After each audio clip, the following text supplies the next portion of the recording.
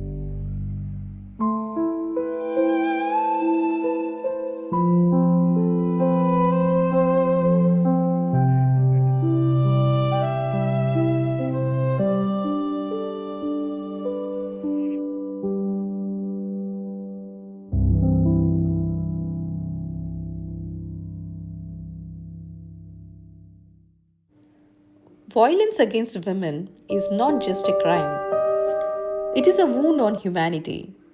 Every time a woman is hurt, a part of our society breaks. A woman is not a weak, she is the strength of a family, the heart of a home, and the future of a nation.